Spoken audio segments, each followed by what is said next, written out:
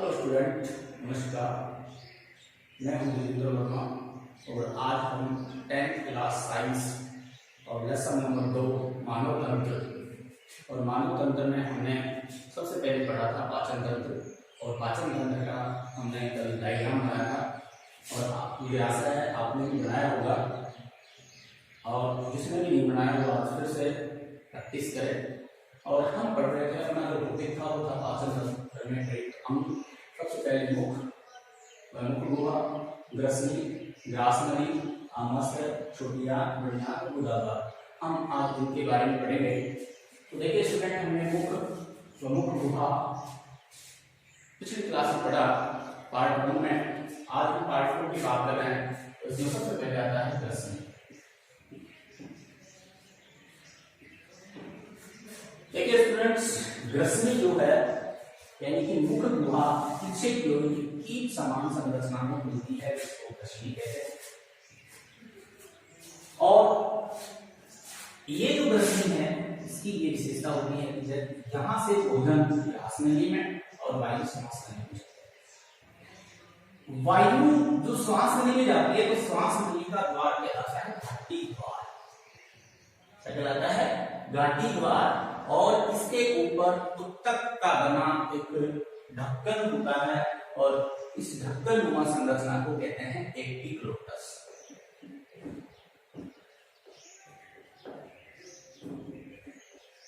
क्या कहते हैं? एपिग्लोटस।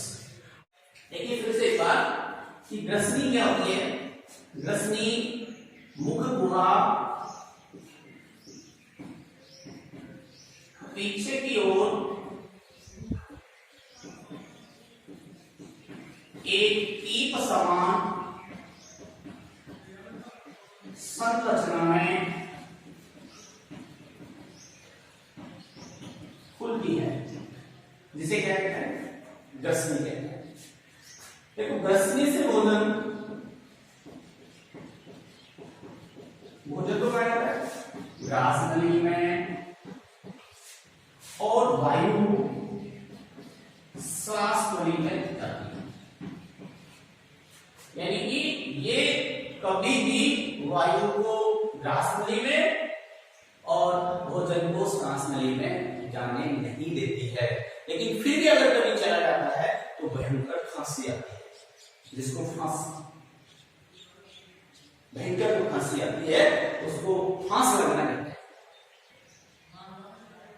तो उसके बाद में देखो ये जो ग्रसनी है, इस ग्रसनी की जो श्वास नली है, श्वास नली के ऊपर का जो सिरा है वो कहलाता है घाटी द्वार। और घाटी द्वार के ऊपर एक उत्तक का बना, इसका ना उत्तक का बना एक ढक्कन होता है और उस ढक्कन को कहते हैं एपिग्लोटस। और जब भोजन को निकलते हैं तो ये ढक लेता है श्वास नली को, और जब श्वसन क्रिया करता है तो उस दौरान भोजन नली को ढक लेता है, जिससे ग्रसनी देखो जिससे भोजन ग्रासनली में ही जाता है और वायु श्वास नली में ही जाता है। नेक्स्ट अपन थर्ड टॉपिक की बात करते हैं। तो अपना थर्ड टॉपिक आता है ग्रासनली। देखिए थर्ड टॉपिक है अपना ग्रासनली।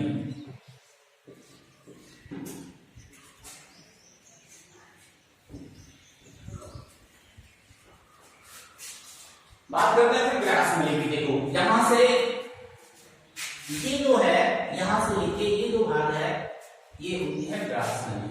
तो ग्रासनली एक लंबी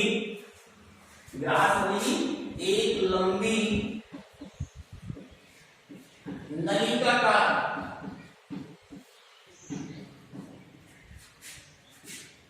पेशीय संरचना होती है। सक्रिय पेशीय संरचना होती है। सक्रिय पेशीय संरचना होती है और जिसकी लंबाई लगभग होती है 25 सेंटीमीटर। ग्रसनी से और कहां तक फैली होती है? आमाशय। तो देखो एक बात कि ये जो श्वास नली है ये लगभग 25 सेंटीमीटर लंबी नलिका होती है, जो पतली, सकरी, लंबी और नलिकाकार संरचना होती है। अब हम इसकी ये बात करते हैं कि ये जो ग्रास नली है ये कृष्णि के पिछले भाग से, यहां से प्रारंभ होकर और वक्ष गुहा से होते हुए डायफ्राम को भेदकर, ये है डायफ्राम,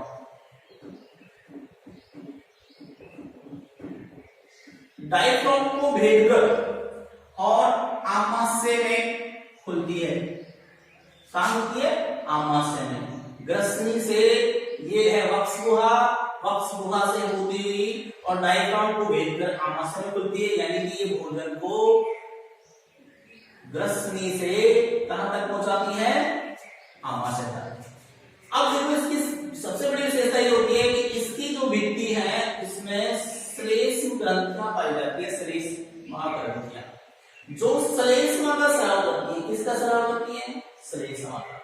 और इस श्लेष्मा का स्राव करने की वजह से इसकी जो भित्ति है, भित्ति की कोशिकाएं हैं, वो नम बनी रहती है और भोजन को लसलसा बनाती है। और इसकी जो भित्ति की जो पेशियां हैं, कोशिकाएं हैं, वो भोजन को एक क्रमानुकुंचन गति करती हुई आगे की ओर धकेलती हैं और क्रमानुकुंचन गति करता हुआ भोजन का पहुंचता है आमाशय। देखो हमने क्या पढ़ा फिर से ग्रास नली के बारे में।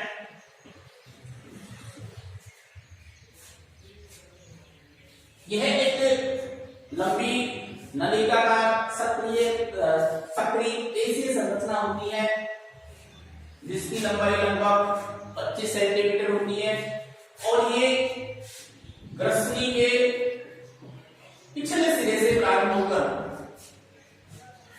वक्ष गुहा,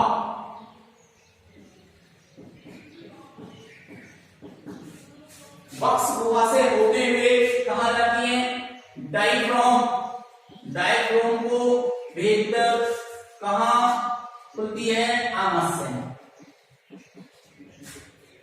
सेकंड बात इसमें आती है कि ये जो ग्रास नली है इसकी भित्ति में श्लेष्म ग्रंथियां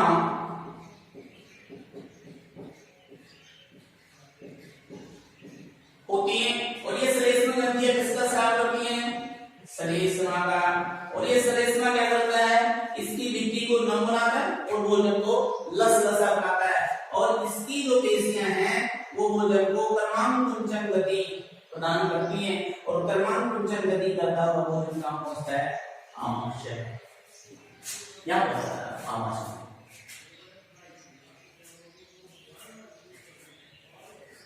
ठीक है, तो नेक्स्ट क्या पहुंच गए? आमाशय।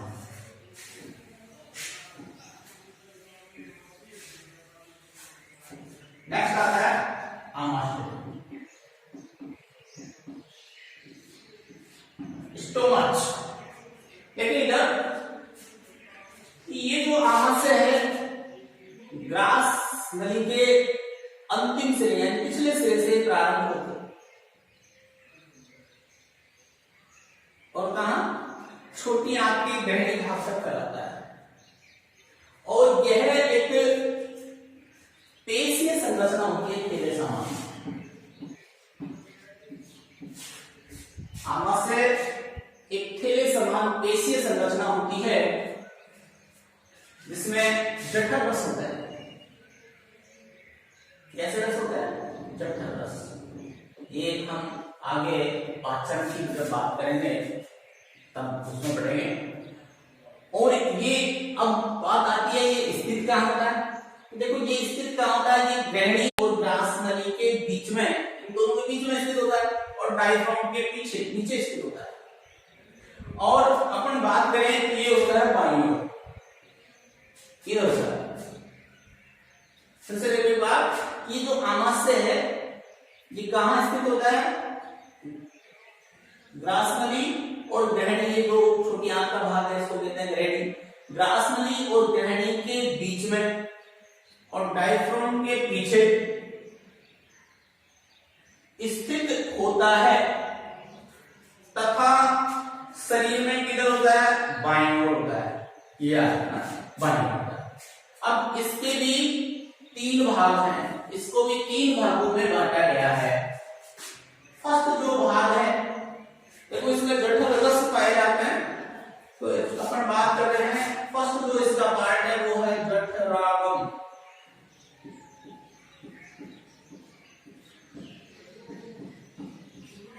दूसरा जो भाग है वो है जठर निर्गम,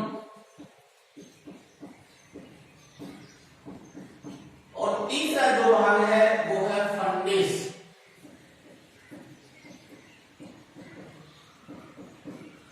क्योंकि हम बात कर रहे हैं संरचना की, तो हम इतना ही पढ़ेंगे, इसके बाद में नेक्स्ट जब अपन पाचन की बात करेंगे तो इनमें पाचन किस किस का पाचन की सारी बातें बाद में पढ़ेंगे।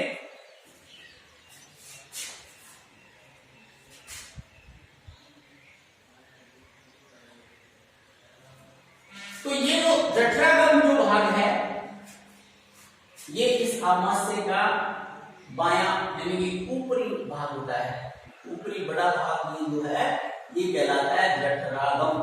तो मैं बात करता हूं कि अपन ये कहें कि ये जो भाग है इसका ये तो कहलाता है जठरागम, और नीचे वाला ये जो दायां भाग में अपन ये जो दायां भाग है ये कहलाता है जठर निर्गम, और इन दोनों के बीच का जो क्षेत्र है वो कहलाता है फंडिस।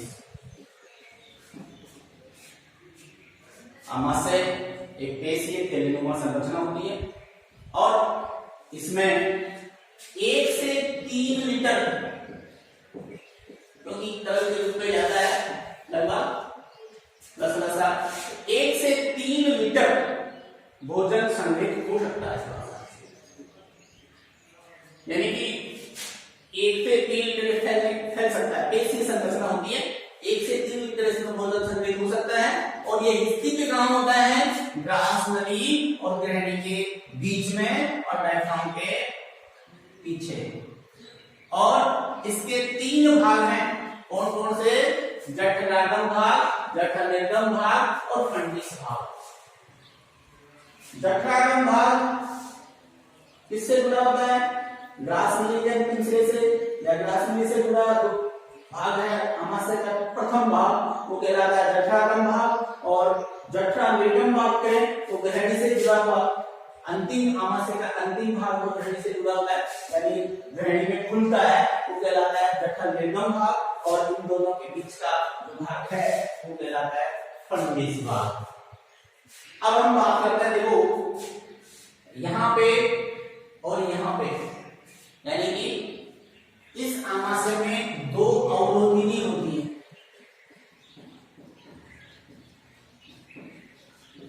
क्या अवरोधिनी होती है, 2। कौन कौन सी अवरोधिनी होती है, देखो ग्रास नलिका अवरोधनी, और दूसरी होती है जठर निर्गमीय अवरोधिनी। 2 अवरोधिनी पाई जाती है। पहली अवरोधिनी है ग्रास नलिका अवरोधिनी। ये ग्रास नलिका अवरोधिनी जो होती है, ये जो ग्रास नली है, ग्रास नली और आमाशय के बीच में यानी जठरागम भाग के बीच में होती है, और ये क्या करती है, आमाशय से अम्लीय भोजन को वापस ग्रास नली में जाने से रोकती है, नियंत्रित करती है। जबकि दूसरी जो अवरोधिनी है जठर निर्गमीय अवरोधिनी, ये जठर निर्गमीय अवरोधिनी क्या करती है, कहां स्थित होती है, ये अवरोधिनी स्थित होती है आमाशय का अंतिम भाग कौन सा है, जठर निर्गम, और इसमें खुलता है ग्रहणी, इन दोनों के बीच में होती है। तो आमाशय से ग्रहणी में जो भोजन जाता है उसको नियंत्रित करने का काम करती है जठर निर्गमीय अवरोधिनी। एक बार फिर से देखें, सबसे पहले अपन ने यहाँ पढ़ा ग्रसनी, ग्रसनी मुख गुहा पीछे की ओर, मुख गुहा पीछे की ओर एक कीप समान संरचना में होती है, इसको ग्रसनी कहते हैं। ग्रसनी से भोजन ग्रास नली में और वायु श्वास नली में जाती है, और ये ग्रसनी 3 प्रकार की होती है, नासा ग्रसनी, कंठ ग्रसनी और मुख ग्रसनी। देखो हमने ये भी पढ़ा होगा, कभी देखा होगा कि जो डॉक्टर होता है ये ENT, नाक कान गला रोग विशेषज्ञ।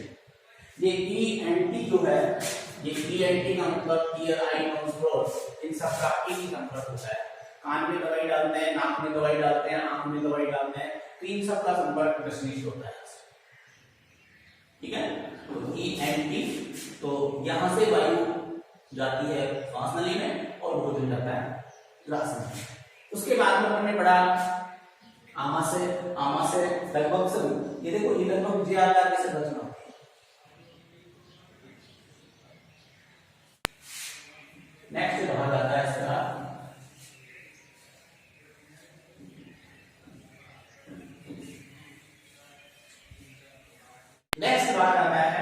छोटी आंख।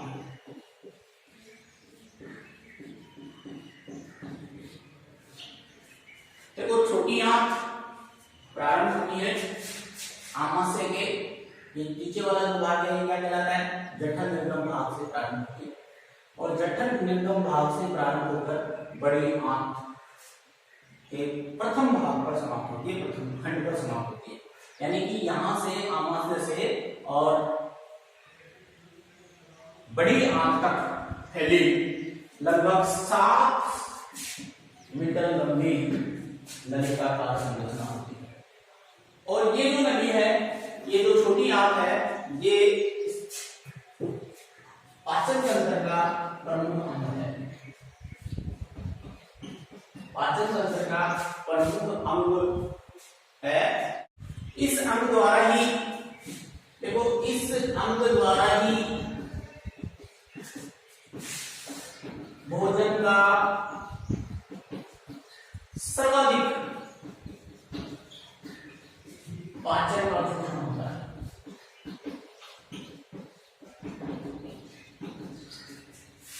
छोटी आंख पाचन तंत्र का महत्वपूर्ण अंग है, क्योंकि इस अंग द्वारा ही अधिकांश भोजन का पाचन होता है और उसका अवशोषण होता है।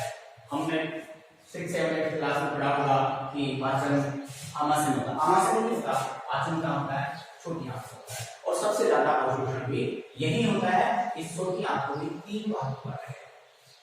कितने भागों में बांटा गया है? 3 भागों में। और 3 भाग कौन से हैं? सबसे पहला भाग है ग्रहणी, सेकंड है अग्रचुगांतर, और थर्ड है क्षुधांतर। ग्रहणी हम बात करते हैं सबसे पहले ग्रहणी। आमाशय से जुड़ा हुआ ये जो भाग है सी आकृति का, ये है ग्रहणी। तो ग्रहणी की बात करते हैं, आता है कि आमाशय से जुड़ा हुआ, आमाशय से जुड़ा हुआ छोटी आंख का सबसे छोटा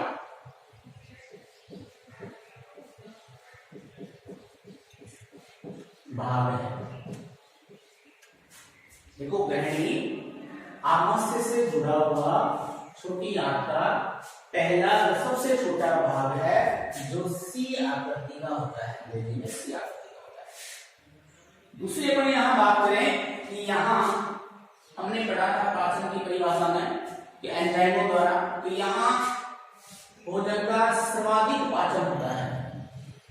यहां भोजन का सर्वाधिक पाचन होता है, और पाचन किसके द्वारा होता है? एंजाइमों द्वारा। और ये एंजाइम जो है, क्योंकि यही इसी ग्रहणी में अग्नाशय रस, आंत्र रस और पित्त रस का स्राव होता है, इसलिए सर्वाधिक जो पाचन है वो यही होता है। बात करते हैं अपन सेकेंडली अग्रचुगांत्र, यह छोटी आंख का दूसरा भाग है, जो मध्य का भाग है। यहाँ ग्रहणी में पचित भोजन में से केवल अवशोषण होता है, और अवशोषण के लिए इसमें विशिष्ट कोशिकाएं पाई जाती हैं जिनको कहते हैं आंतरिक कोशिकाएं।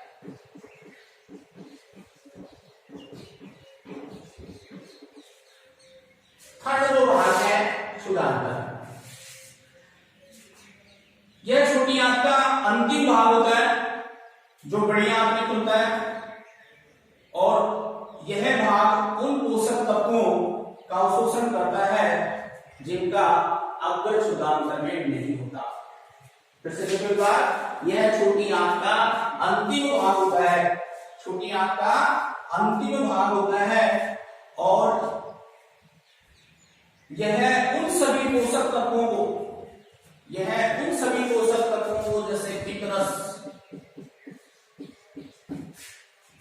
विटामिनों,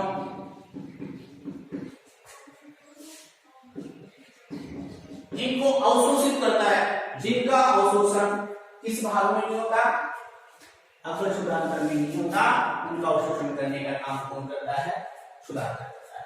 फिर से देखिए एक बार को,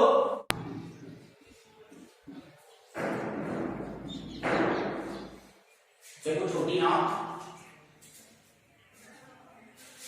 आमाशय के जठर निर्गम भाग से प्रारंभ होकर बड़ी आंत तक फैली होती है, और ये जो छोटी आंत है ये पाचन तंत्र का मुख्य अंग होता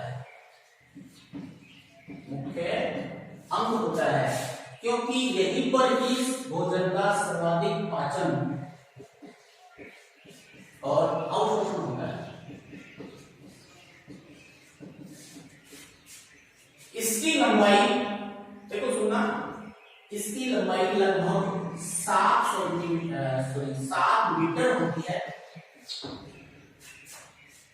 ये लंबाई में बड़ी आंत से बड़ी होती है, जबकि इसका व्यास कम होता है, इसलिए इसको कहते हैं छोटी आंत। इस छोटी आंत के भी 3 भाग हैं। फर्स्ट जो भाग है वो है ग्रैनी, सेकंड भाग है वो है अग्र क्षुधांतर, और थर्ड जो भाग है वो है क्षुधांतर। हम बात करते हैं सबसे पहले ग्रैनी। देखो ग्रैनी क्या है, देसी आकार की एक संरचना है, ये इसको बोलते हैं ग्रैनी। इसी आकार की संरचना होती है जो जठर निर्गम भाग से प्रारंभ, आमाशय के जठर निर्गम भाग से प्रारंभ होकर के और कहां तक होती है, अग्र क्षुधांतर। देखो भोजन का सर्वाधिक पाचन जो होता है वो ग्रहणी में ही होता है, क्योंकि ग्रहणी में एंजाइमों द्वारा, हमने पहले पढ़ा था कि पाचन होता है वो एंजाइमों की सहायता से होता है, और इस ग्रहणी में देखो अग्नाशय रस, पित्तरस और आंतररस का स्राव होता है। अधिकतर पाचन जो होता है वो इस ग्रहणी भाग में ही होता है। भोजन का पाचन, सर्वाधिक भोजन का पाचन जहां होता है वो कौन सा भाग है, छोटी आंत का ग्रहणी। उसके बाद में अपन बात करते हैं अग्र क्षुधांतर की। देखो अग्र क्षुधांतर जो है ये छोटी आंत का मध्य भाग है, बीच का, क्योंकि ये जो ग्रहणी ये छोटी आंत का पहला भाग था और सबसे छोटा भाग था। अब बात करते हैं अग्र क्षुधांतर की। अग्र क्षुधांतर छोटी आंत का मध्य का भाग होता है, यहाँ केवल अवशोषण का कार्य ही किया जाता है। ये केवल किसका कार्य करता है, अवशोषण का कार्य ही करता है। और अवशोषण के लिए इसमें विशिष्ट कोशिकाएं होती हैं जिनको कहते हैं आंतर कोशिका, जिन्हें क्या कहते हैं, आंतर कोशिका। अब बात करते हैं क्षुधांतर। देखो क्षुधांतर में भी किसी प्रकार का कोई पाचन नहीं होता, लेकिन ये क्या करता है, ये उन पोषक तत्वों का अवशोषण करता है, ये उन पोषक तत्वों का अवशोषण करता है जिनका अग्र क्षुधांतर द्वारा नहीं हो पाता। और वो कौन कौन से, जैसे अपन करें बात करें पित्त लवण, विटामिन, इन सब का अवशोषण करने का काम कौन करता है, क्षुधांतर करता है। समझ में आया होगा। अब